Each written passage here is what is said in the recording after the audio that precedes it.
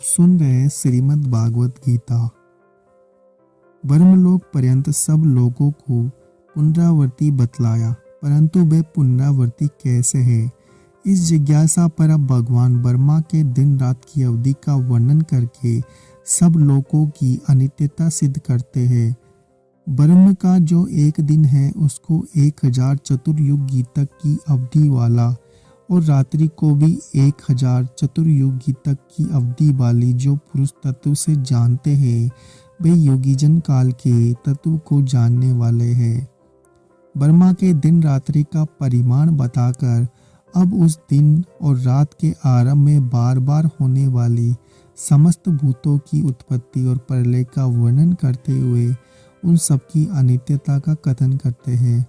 संपूर्ण चराचर भूतगण ब्रह्मा के दिन के प्रवेश काल में अव्यक्त से अर्थात ब्रह्मा के सूक्ष्म शरीर से उत्पन्न होते हैं और ब्रह्मा की रात्रि के प्रवेश काल में उस अव्यक्त नामक ब्रह्मा के सूक्ष्म शरीर में ही लीन हो जाते हैं।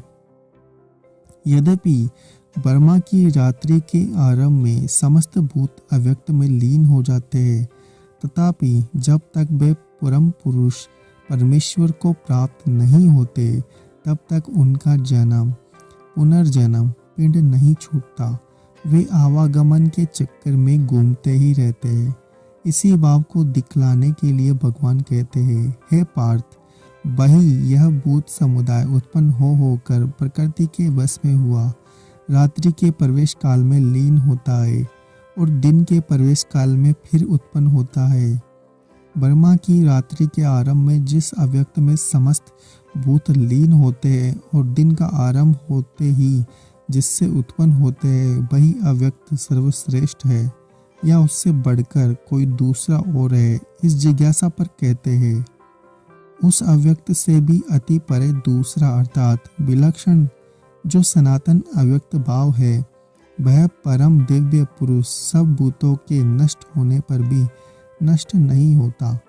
8वें और 10वें श्लोकों में अधियज्ञ की उपासना का फल परम दिव्य पुरुष की प्राप्ति, 13वें श्लोक में परम अक्षर निर्गुण ब्रह्म की उपासना का फल परम गति की प्राप्ति और 14वें श्लोक में सगुण साकार भगवान श्री कृष्ण की उपासना का फल भगवान की प्राप्ति बताया गया है।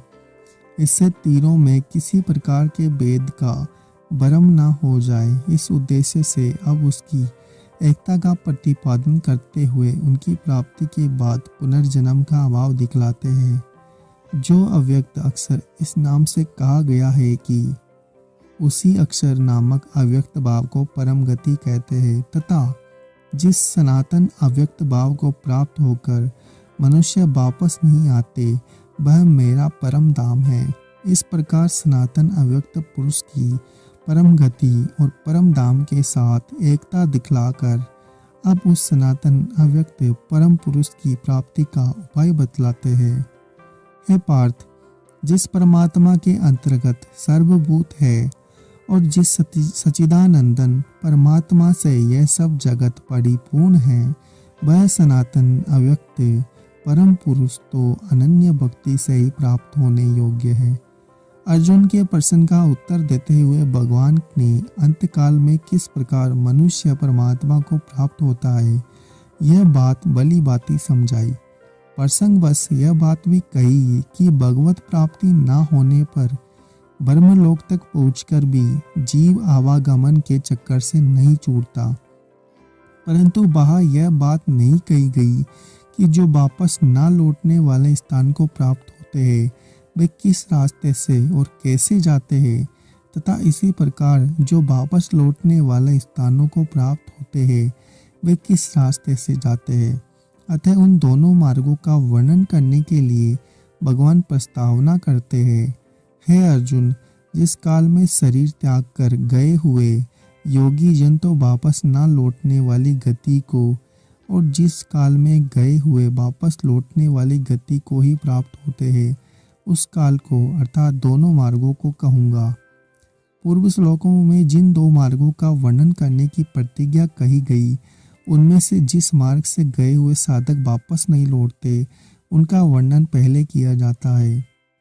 जिस मार्ग में ज्योतिर्गमय अग्नि अभिमानी देवता है, दिन का अभिमानी देवता है, शुक्ल पक्ष का अभिमानी देवता है, उत्तरायण के 6 महीनों का अभिमानी देवता है, उस मार्ग में मरकर गए हुए ब्रह्म बेता योगी जन उपयुक्त देवताओं द्वारा कर्म से ले जाए जाकर ब्रह्म को प्राप्त होते हैं। इस प्रकार वापस न लौटने वालों के मार्ग का वर्णन करके अब जिस मार्ग से गए हुए साधक वापस लौटते हैं उसका वर्णन किया गया है।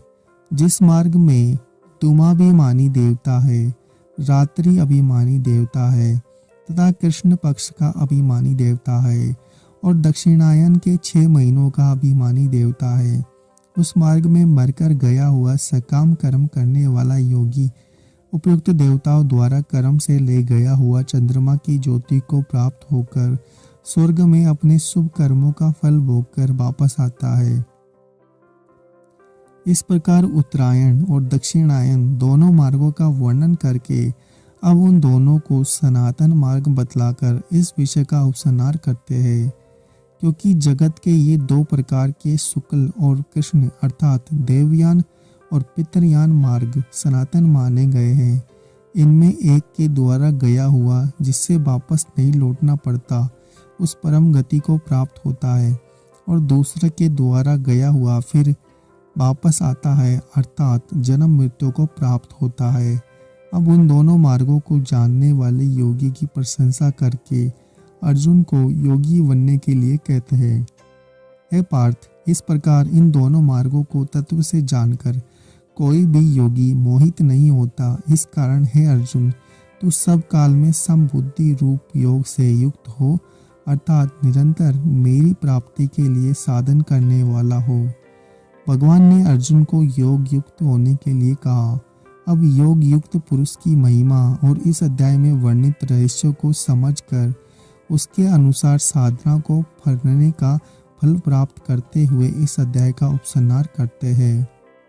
योगी पुरुष इस रहस्य को तत्व से जानकर वेदों के पढ़ने में तथा यज्ञ तप और दान आदि के करने में जो पुण्य फल कहा है उस सबको निस्संदेह उल्लंघन कर जाता है और सनातन परम पद को प्राप्त होता है।